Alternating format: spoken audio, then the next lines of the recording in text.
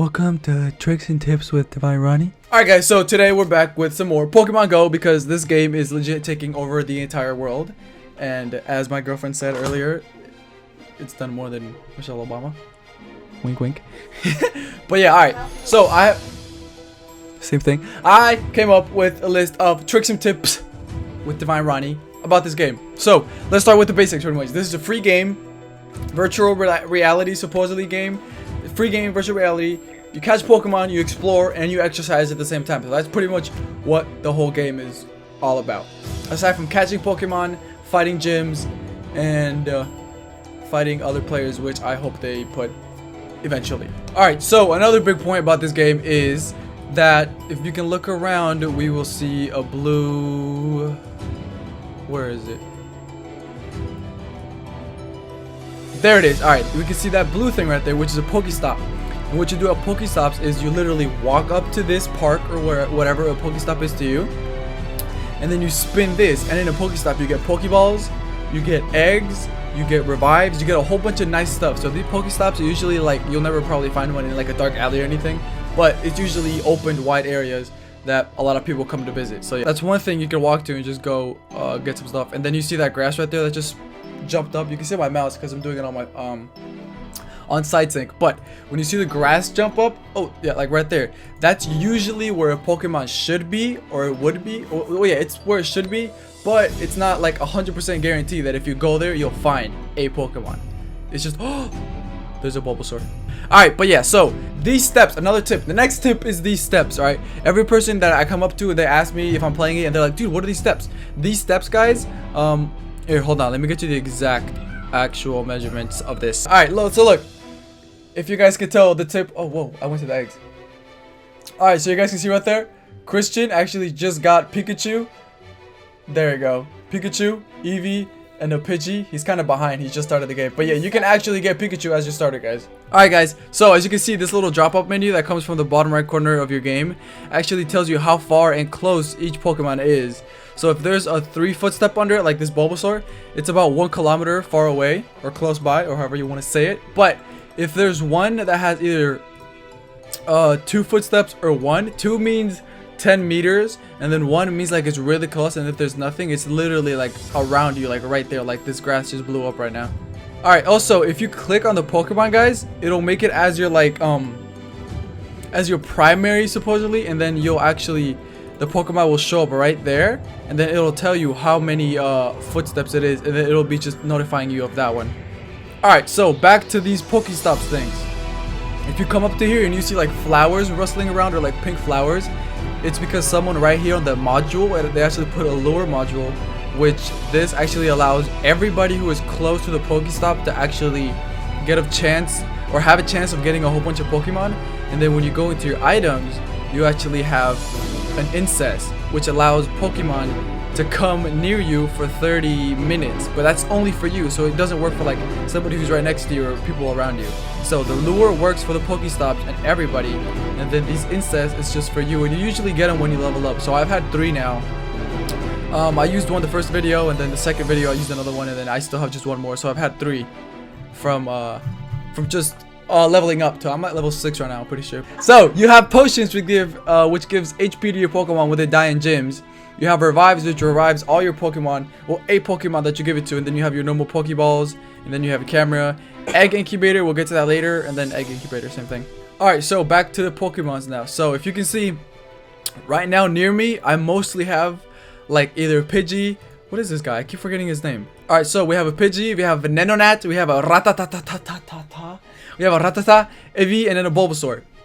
So depending on where you are in real life with your GPS on, it's the type of Pokemon you'll get. So last night, me and Ali were somewhere out there, like near a lake, and we were actually able to get close to a Squirtle, but we weren't able to catch him. So if you're near, like, let's say a lake or a little bridge, or like anywhere there's water, you're most likely to encounter more water type Pokemons. And then if you're like in open grass, like fields or like anything like that, you're most likely to get like this Seadra right here. Or wait, is it Seadra? Yeah, no, Horsea. What am I saying? Seadra is the next evolution, I'm pretty sure. But yeah, this Horsea, I was able to catch it at a little freaking pond that's right behind our house. Look at that glitch. But yeah, I was able to catch this Horsea at a little pond right behind our house. And then this Venomoth over here, I was able just to catch it literally in my kitchen. Oh, it's right here. Literally in my kitchen. It was just flying right in my food, and then I just got that. Alright, so what dictates the fact of you getting the Pokemon or not is, let me see.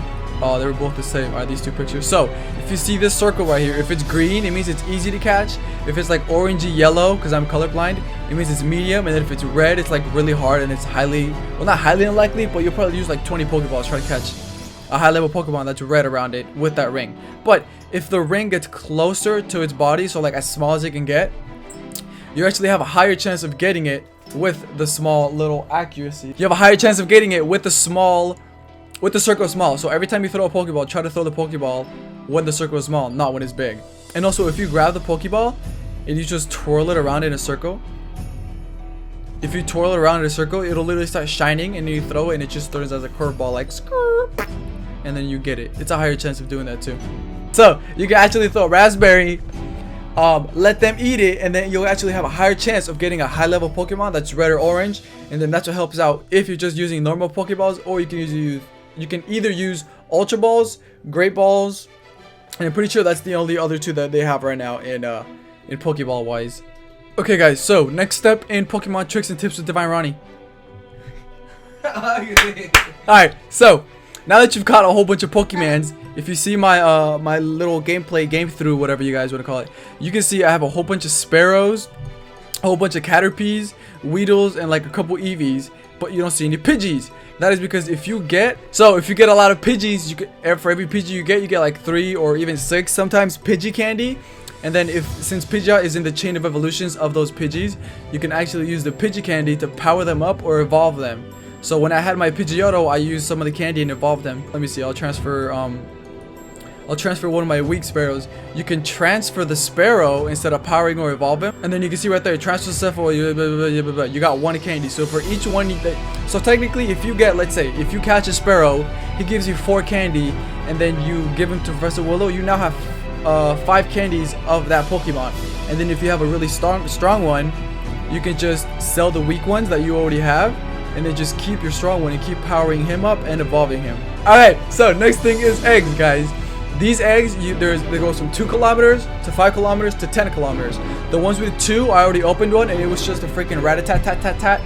And then the ones with 5 to 10 are actually the pretty good ones, where you get like Vulpix. And then some people have gotten, I don't even know if they've gotten Gyarados or not. But yeah, 5 and 10 are the really good ones.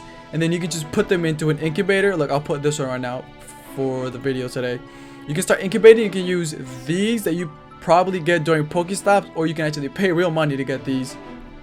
And then you have your normal one, which you always have that. And then you can just put it on your normal one.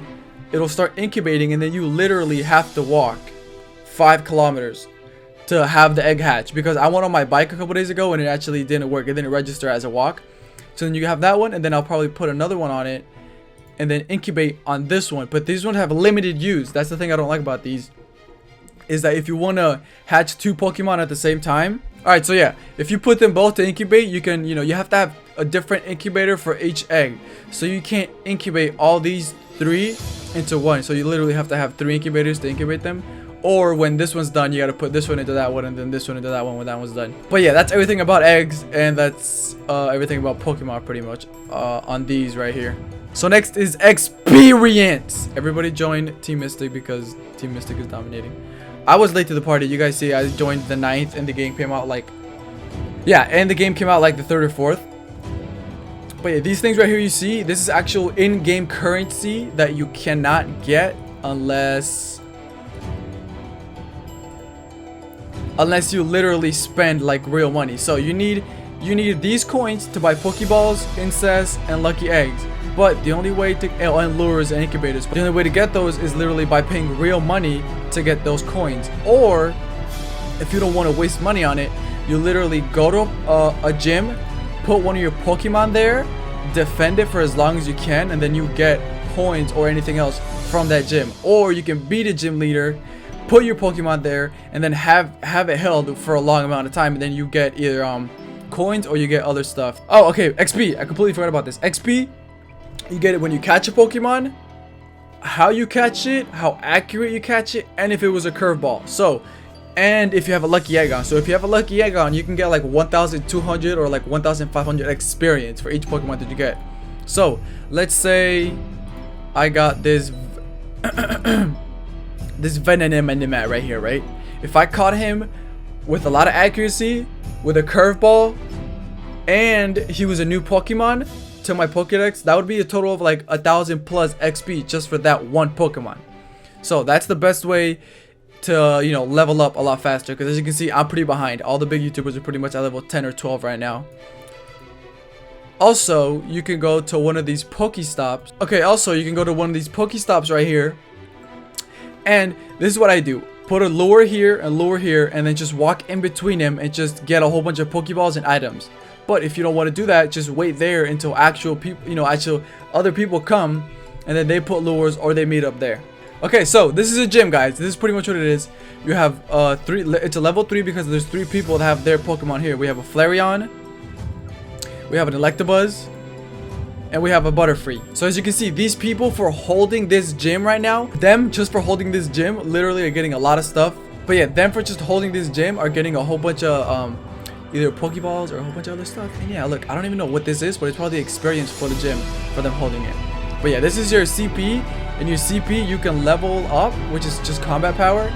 You can get your CP a lot higher, like I said earlier, just from going to your Pokemon and then getting it more candy by catching more of this Pokemon and then powering it up, and if you have enough Stardust to power them up. Alright guys, so another thing about the gym is that you have to, I completely forgot about this, you have to pick what color, or like red, I think red is for Valor, yellow is for Instinct, and then blue is for Mystic. So I'm in blue, you guys already know that. And then you can put your Pokemon here, gain XP, gain coins and all that. But then it depends, like let's say if like a whole bunch of yellow guys came through and just wanted to overtake this, they can literally overtake it, make it theirs, and then they gain a whole bunch of stuff just from, you know, overtaking the gym. And that's pretty much everything about the gyms. So the next thing is about your level. Okay, so the next thing is about your level. So as you level up in the game, you can level up your character individually, which mine is at level 6. And with each level up you get, you unlock a whole bunch of new items which you can get in your bag. And aside from items, you can actually get, you know, you can get a whole bunch of Pokeballs, incest, lucky eggs, you know, lures, incubators. You can get incubators, you can get a bag upgrade, you know, all that stuff. And then it gives you like raspberries and like a whole bunch of other stuff that you can unlock as you personally level up as your character. But you can also level up your Pokemons, which is a lot different than leveling up your character. As you can see here, Pidgeot leveled up itself, and it has its combat power at 334. But it's been leveling up because of Pidgey Candy that I give it to him, but that doesn't affect my personal character at all. Okay, so back to the gyms, because I keep forgetting stuff about the gyms. When you challenge a gym that is not yours, you will actually get to fight the Pokemon that are there. So you can pick 3 of your Pokemon, challenge the gym leaders, and then as you fight, so it's literally just a tap game. Like if you tap it, you attack, and then if you swipe, you'll just dodge their attacks, and then that's how you just keep, you know, going up and then defeat all the Pokemon, and then you're the new leader of the gym, and then more people will just come in and help you out. But yeah, that's pretty much all you do at gyms. You just tap and swipe, attack, and if you hold on the screen, you can actually do your secondary move, which I'll show you guys right here. Every Pokemon has a primary and a secondary move. So if we go to Venomoth over here, his primary is when I tap, which is Bug Bite. His secondary, when I charge it up, which I hold and charge, is Psychic. And then that's his first and second attack. That's pretty much all you can do when you're fighting at the gym. Okay, so when you actually challenge the gym, guys, I completely overlooked this. It's not, so if you beat the gym leader, it's not immediately yours. You actually have to lower their prestige right here till it's literally down to 0, and then it's yours, and then your teammates can just take over it. So it's not like one time you beat him and then it's completely yours. No, like it's a team thing. You go, you lower the prestige, somebody else comes, and then you just turn around and just keep doing it again until the prestige is down to 0, and then you guys can conquer that gym and just have it all for yourselves. Okay, and when the gym is yours, guys, also, you will be able to, like, you can be able to fight your own people, like your own teammates in the gym, to be able to test to see if their defenses are good and if they have strong Pokemon in there to defend that gym. So let's say you fight your own gym and your own teammates, you actually get experience from that, and you can level up your Pokemon. and then it's just it helps out all around you and the gym. And it also raises your prestige points if you fight your own gym and help everybody out. Also, if you go into a gym, guys, don't just go with, like, let's say a Pidgey, and then you'll be like, oh, this is Vaporeon, we're gonna easily annihilate it. No, you have to take into consideration that the CP is the combat power, and this guy's at 1102. I couldn't just come in with my Pidgeot that's at 300 and try to beat this guy, because one, its HP is higher and its attack is higher. So if you're gonna fight a gym, guys, you always have to be aware of their CP and if you're either stronger or weaker than them. I'm not saying that if you're weaker you're completely gonna lose, but if you're a higher one, you have a higher chance of winning, and if they're higher, they have a higher chance of winning. So you got to take that into consideration when you're fighting the gyms. So the last thing is these badges that you guys see right here. These badges, you can obtain them by either defeating what do you call it, gyms, or you can literally obtain them just by, like, bird keeper. Right here it says caught 31 flying type Pokemon, and then there's other ones right here, like 50 normal. I already have this, so I already have this badge. But yeah, you can literally work on these just as a little fun thing for you and your friends to do. And I'm not sure if it gives you XP or not, but I will leave that in the description to see if it does give you XP. But yeah, register training Pokemon in your Pokedex, which is all the Kanto starters, not the Kanto, but like all the Kanto people and stuff. What's the scientist? Evolve 3 Pokemon. Oh, okay. Oh, I've done this already. So yeah, these are the ones I've pretty much got already, guys. So yeah, you all can have fun with these. Jogger, walked 5.58 kilometers out of 10, and then that gives you the badge. So yeah, that's pretty much it, guys. That's the whole thing. That's everything. That's my account. If you guys see me on a gym, make sure you say hi. Somehow say hi. That's pretty much the whole video. I'm still level 6. Right now, we're about to go to the mall and see if we can level up a lot, and then record another episode of Pokemon Go Let's Play. So yeah, stay tuned for more tips and tricks. If you guys want to see more of these, comment down below if you had fun watching this video, or if you had any helpful tips from me given to you. And yeah, just leave a like, comment, subscribe if you're new. I'll catch you guys later. Check out this series that me and Ali are starting right now with the Pokemon. And that's pretty much it, guys. I'll catch you guys later. Have a nice day.